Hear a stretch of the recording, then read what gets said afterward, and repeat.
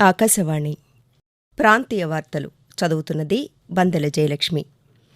ముఖ్యాంశాలు: ఆంధ్రప్రదేశ్లో భారతీయ జనతా పార్టీ నాయకులు, కేంద్ర మంత్రులు అమిత్ షా, రాజ్నాథ్ సింగ్ ఈరోజు పర్యటిస్తారు.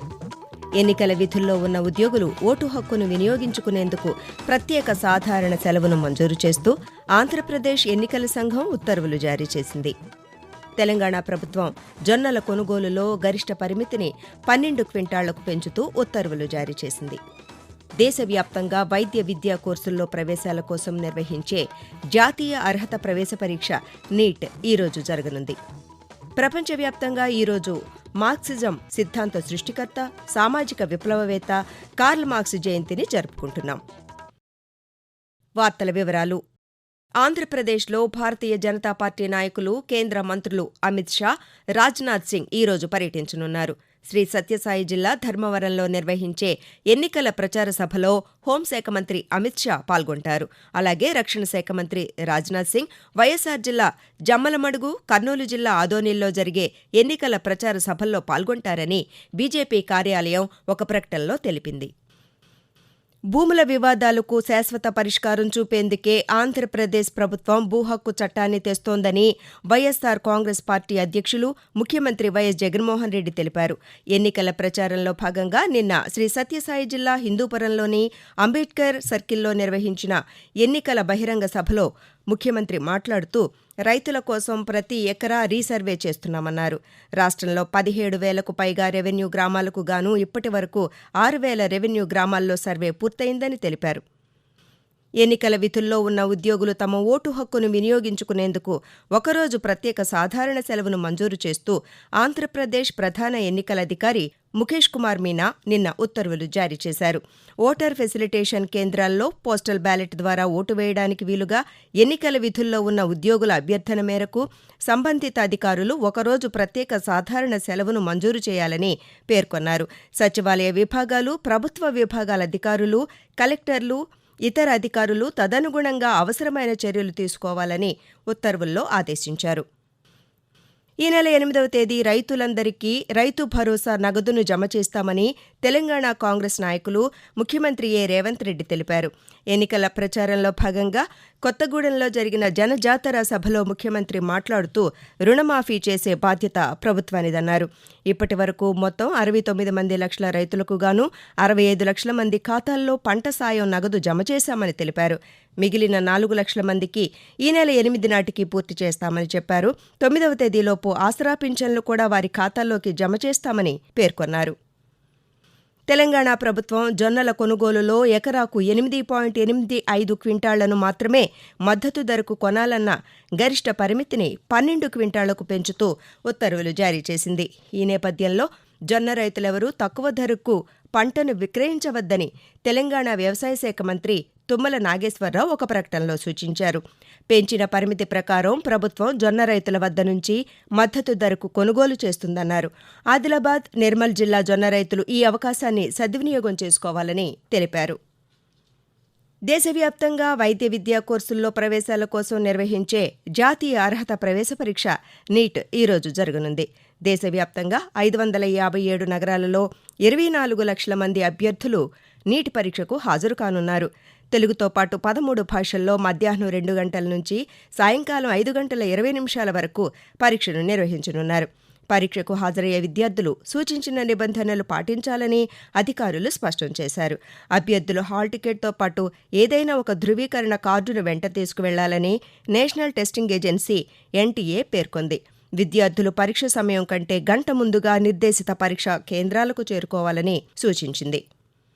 ఆంధ్రప్రదేశ్లోని లోక్సభ, శాసనసభలకు ఈ నెల 13వ తేదీన ఎన్నికలు జరగనున్న నేపథ్యంలో భారత ఎన్నికల సంఘం ఆదేశాల మేరకు ఈ నెల 6వ తేదీ నుండి 8వ తేదీ వరకు ఆకాశవాణి విజయవాడ కేంద్రం నుంచి రాష్ట్రంలో గుర్తింపు పొందిన రాజకీయ పార్టీల ప్రతినిధుల ప్రసంగాలు ప్రసారం అవుతాయని ఆకాశవాణి కార్యక్రమ విభాగాధిపతి బి వెంకటేశ్వర్లు ఓ ప్రకటనలో తెలిపారు.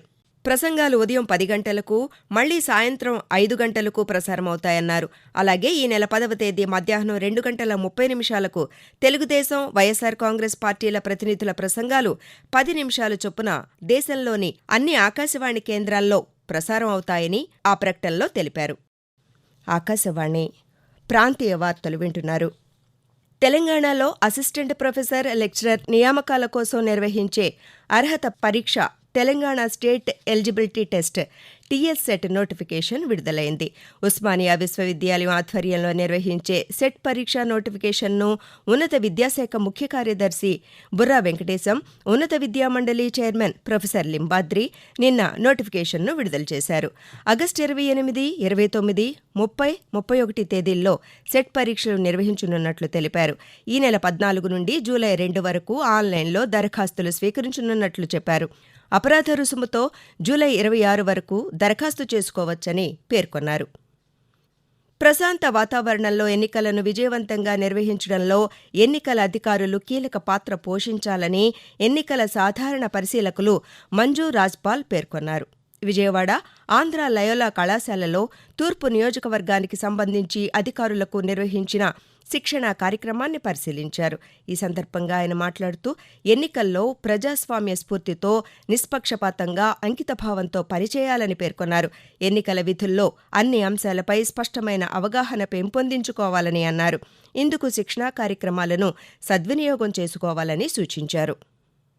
అధిక ఉష్ణోగ్రతల నేపథ్యంలో హైదరాబాద్తో పాటు తెలంగాణ వ్యాప్తంగా విద్యుత్ వినియోగం పెరిగిందని దక్షిణ తెలంగాణ విద్యుత్ పంపిణీ సంస్థ సీఎండీ ముషారఫ్ ఫరూఖీ తెలిపారు.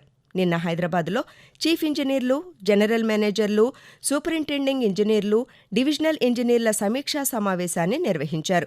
ఈ సందర్భంగా ఆయన మాట్లాడుతూ విద్యుత్ సరఫరాలో ఎలాంటి అవాంతరాలు లేకుండా ఇంజనీర్లు అప్రమత్తంగా ఉండాలని ఆదేశించారు. వేసవి నేపథ్యంలో అదనంగా 4,353 డిస్ట్రిబ్యూషన్ ట్రాన్స్ఫార్మర్లు ఏర్పాటు చేశామని, మరో 250 ట్రాన్స్ఫార్మర్లను క్షేత్రస్థాయి కార్యాలయాల్లో అందుబాటులో ఉంచామని తెలిపారు. ఆంధ్రప్రదేశ్ రాష్ట్రానికి రాజకీయ స్థిరత్వం అవసరమని జనసేన అధ్యక్షులు కె. పవన్ కళ్యాణ్ అన్నారు. ఎన్నికల ప్రచారంలో భాగంగా నిన్న రేపల్లె, అవనిగడ్డల్లో నిర్వహించిన వారాహి, విజయభేరి సభల్లో పాల్గొన్నారు. ఈ సందర్భంగా ఆయన మాట్లాడుతూ కూటమి ప్రభుత్వం అధికారంలోకి వస్తే విద్యకు పెద్దపీట వేస్తామన్నారు. 5 ఏళ్లలో యువతకు 20 లక్షల ఉద్యోగాలు కల్పిస్తామని తెలిపారు. ఆంధ్రప్రదేశ్లో ఎంబీఏ, ఎంసీఏ ప్రవేశాలకు సంబంధించిన ఏపీ ఐసెట్ 2024ను రేపు నిర్వహిస్తున్నట్లు సెట్ చైర్మన్ శ్రీకృష్ణదేవరాయ విశ్వవిద్యాలయం ఉపకులపతి హుసేన్ రెడ్డి తెలిపారు. ఈ పరీక్షకు మొత్తం 48,828 మంది విద్యార్థులు దరఖాస్తు చేసుకున్నారని తెలిపారు. ఆంధ్రప్రదేశ్లో 111, తెలంగాణలో 2 పరీక్షా కేంద్రాలు ఏర్పాటు చేశామని వెల్లడించారు. ప్రపంచవ్యాప్తంగా ఈరోజు మార్క్సిజం సిద్ధాంత సృష్టికర్త, సామాజిక విప్లవవేత్త కార్ల్ మార్క్స్ జయంతిని జరుపుకుంటున్నారు. 1818 మే 5వ తేదీన రష్యాలో జన్మించిన కార్ల్ మార్క్స్ సామాజిక శాస్త్రాలను సరళమైన భాషలో రాసి మానవ స్వేచ్ఛకు మార్క్సిజాన్ని అంకితం చేశారు. దస్ క్యాపిటల్, ద కమ్యూనిస్ట్ మేనిఫెస్టో గ్రంథాలను రాసిన మార్క్స్ హేయబద్ధమైన, దాపరికం లేని సమాజానికి నాంది పలికారు. మనిషి బాహ్యశక్తుల నియంత్రణ లేని స్వేచ్ఛాజీవిగా ఉండాలని నిరంతరం కృషి చేసిన కృషివలుడు కార్ల్ మార్క్స్. సమాజంలో పీడితులు, వెనుకబడ్డ వర్గాల కోసం కార్ల్ మార్క్స్ వేసిన కమ్యూనిస్టు బాటలను స్మరించుకుంటూ ప్రపంచవ్యాప్తంగా ఆయనకు ఈరోజు నివాళులర్పిస్తున్నారు. ఆకాశవాణి ప్రాంతీయ వార్తలు ముగించే ముందు ముఖ్యాంశాలు మరోసారి. ఆంధ్రప్రదేశ్లో భారతీయ జనతా పార్టీ నాయకులు, కేంద్ర మంత్రులు అమిత్ షా, రాజ్నాథ్ సింగ్ ఈరోజు పర్యటిస్తారు. ఎన్నికల విధుల్లో ఉన్న ఉద్యోగులు ఓటు హక్కును వినియోగించుకునేందుకు ప్రత్యేక సాధారణ సెలవును మంజూరు చేస్తూ ఆంధ్రప్రదేశ్ ఎన్నికల సంఘం ఉత్తర్వులు జారీ చేసింది. తెలంగాణ ప్రభుత్వం జొన్నల కొనుగోలులో గరిష్ట పరిమితిని 12 క్వింటాళ్లకు పెంచుతూ ఉత్తర్వులు జారీ చేసింది. దేశవ్యాప్తంగా వైద్య విద్యా కోర్సుల్లో ప్రవేశాల కోసం నిర్వహించే జాతీయ అర్హత ప్రవేశ పరీక్ష నీట్ ఈరోజు జరగనుంది. ప్రపంచవ్యాప్తంగా ఈరోజు మార్క్సిజం సిద్ధాంత సృష్టికర్త, సామాజిక విప్లవవేత్త కార్ల్ మార్క్స్ జయంతిని జరుపుకుంటున్నాం. ఆకాశవాణి ప్రాంతీయ వార్తలు ఇంతటితో సమాప్తం.